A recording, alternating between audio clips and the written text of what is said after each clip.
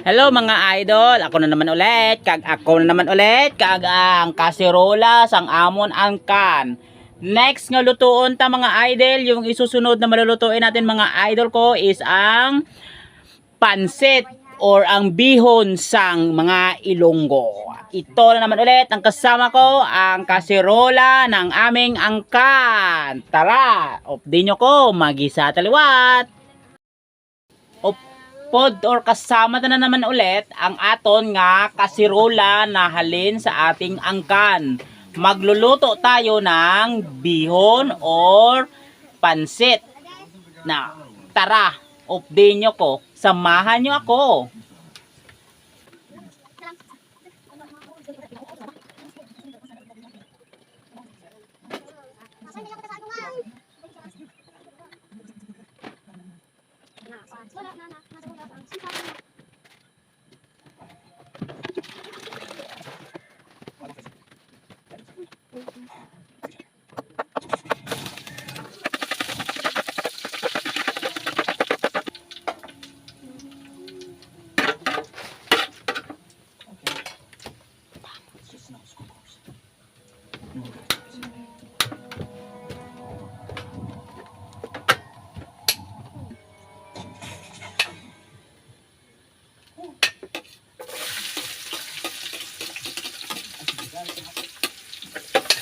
Pero sa standard gidya talaga mga idol, sa mga culinary, alam ko sa mga culinary no, yung una nilang ginigisa, yung ginigisa is yung onion.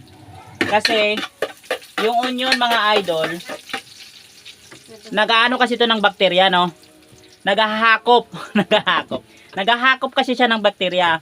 Kaya sa standard at saka talaga sa ano niya, yung unang ginigisa yung sibuyas para mapatay yung bakterya no. So alam niyo na, trivia na naman. Pero sa akin, nasanayan ko kasi Ilonggo at saka Pilipino tayo. Kahit mali, sige lang.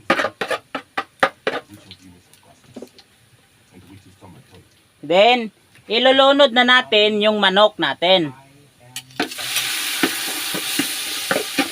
Next, the chicken cubes.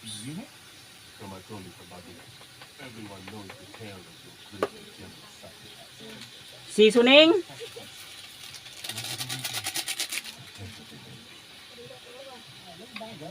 MSG.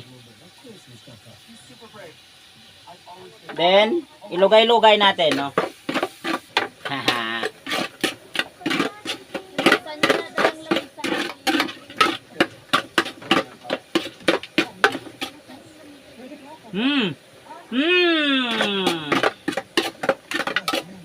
Ate, maglagay ng isa ka baso. Una, para malaga natin ang manok. Ng kalahati. Ay, diyan. Maglagay na tayo ng tuyo.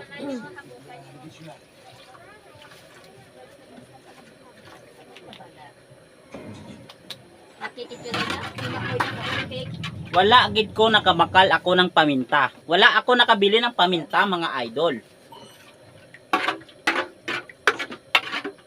Ayan na mga idol, pabukalin na natin oh.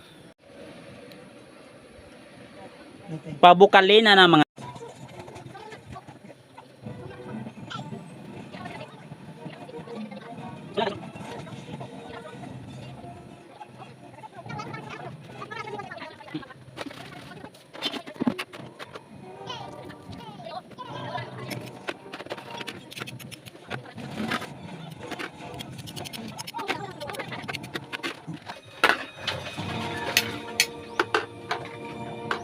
Siyempre, hindi mahuli ang oyster.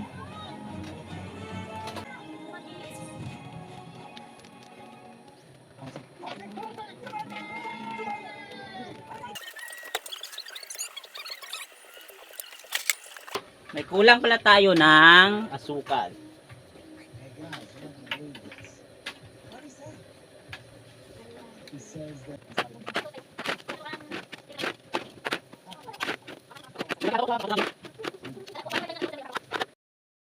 So update kali guys no, luto na nga akong bihon, luto na ang pansit ko. Wala pa gulay, ato pang gulay guys. Gisahon ta iba ang gulay. Amo na siya ang standard. Pang topping sa babo ba? Tara. Magigisa tayo ulit mga idol.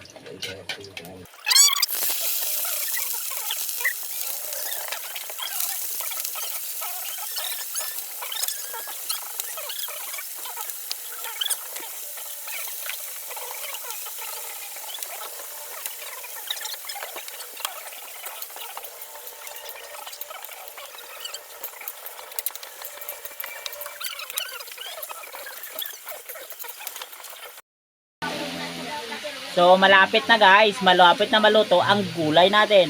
Bali ang gulay guys, nagbili na lang ako ng mga natsap-chap na. Kaya sobrang mahal ng gulay guys. Kaya nagbili na lang ako ng chap-chap na pang commercial ba, pang commercial. So, hey Gracia, go! Then ito na lang ihalo-halo ta para kahit paano may gulay lang ang atin pansit guys. So ayun na guys, luto na siya. Isaling na natin doon sa ano natin.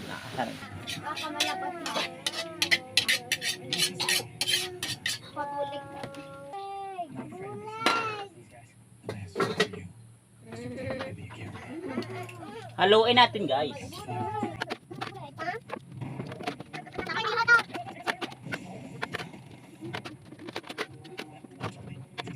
Ayun na guys, yan ang pansit. Tara, kain na!